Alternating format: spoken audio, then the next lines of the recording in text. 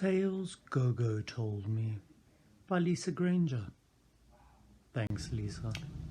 The Leopard's Promise, told to me in Tonga by Mafutu Siabwana, a builder in Bulawayo, and in Shona by Justice Jamora in Harare, Zimbabwe. One day, Leopard was dragging home an antelope for his supper when he fell into a big black pit made by a man. Leopard felt very sorry for himself. The pit was deep and dark and cold, and his body was battered and bruised from the fall. What was he gonna do? He panicked. How was he gonna get out? Then from above he heard a laugh. It was a hyena. "Help! Help, hyena!" roared Leopard from the trap. "I have fallen in a pit. Please help me." But hyena was in no mood to help Leopard. "What do you do for me?" he howled. "You always call me a scavenger, so I'm going to do just that. I'm going to take your antelope and enjoy it in peace. Goodbye." And then off he trotted. The furious Leopard wasn't left alone long though. The path the man had dug the pit in was used by most jungle animals, and soon Leopard had all sorts of animals peering over the edge. First, the baboons sauntered by, then the warthogs. The birds fell in, and the giraffe peered in, but not a single one would lend a hand. Leopard had killed too many of their friends for supper. One day passed, and then another. Just as Leopard was getting desperate, a man walked by. "Please, kind man, help me out here," whimpered Leopard.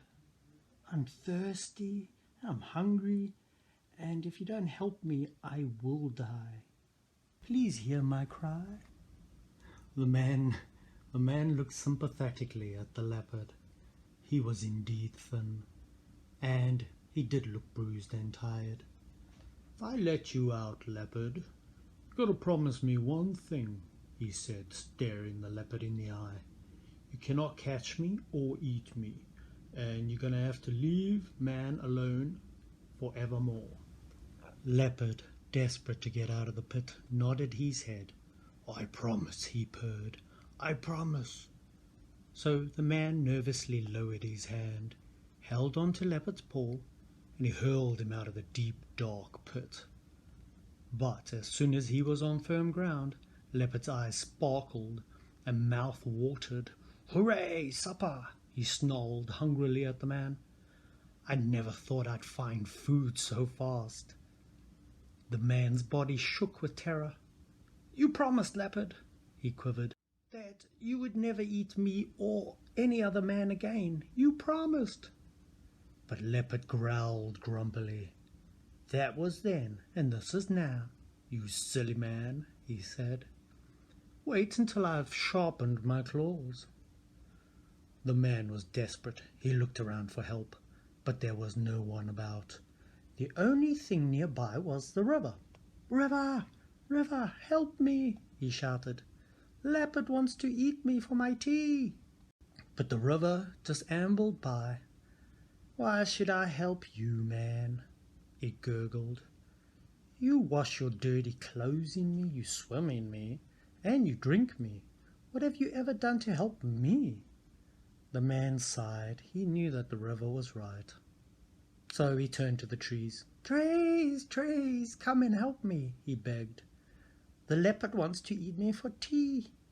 But the trees too turned their leaves away. "We shade you, we let your children climb us, and all you do is burn us," they rustled in the wind. "When you learn to help us, we'll help you, man." In desperation, the man turned to a hare who was hopping along the path. "Hare, please help me," he begged. "Leopard promised not to harm me, but now he wants to eat me for tea." The hare turned to the Leopard. "Is this true?" he asked, looking sternly at the big cat. Yes, it is, growled Leopard, sizing up the appetizing hare. But why should I not eat this man? His brothers were the ones who dug this pit. His fathers are the ones who spear my family. And his sisters are the ones who shout at me if I visit their village. What's a promise if a man has only ever harmed me? I see, said the hare thoughtfully. This is a rather complicated, and I'm not sure I'll follow it all. If you don't mind, kind Leopard, I would like if you could go back to the very beginning and show me exactly what happened. And once I've seen it with my own eyes, at least I can judge whether you should eat the man for tea. Wanting food as quickly as possible, Leopard agreed. Just as Hare had asked, he leapt down into the pit again, and he started to relate the story of how Hyena had refused to rescue him, and the baboons and the birds and even the warthog. Then he got to the part where Man came along. Please will you help me out, Man? He said again, staring out of the pit at the hare and the man. This time, though, what do you think the man answered? I trusted you once, but I'm never going to do that again, you foolish leopard. A liar like you deserves to stay in the deep, dark pit, and a friendly, helpful man like me deserves to go home with his friend, the hare, for tea. Goodbye. And off the man went, pondering the lessons he had learnt that day. From then on, he only cut trees that were old and dying, so that trees would be his friends. He washed his clothes in the bowl, so that the river would respect him again. He stopped trapping hares in snares, for it was the wise little long-haired creature which had helped him escape. And he never ever trusted a leopard again.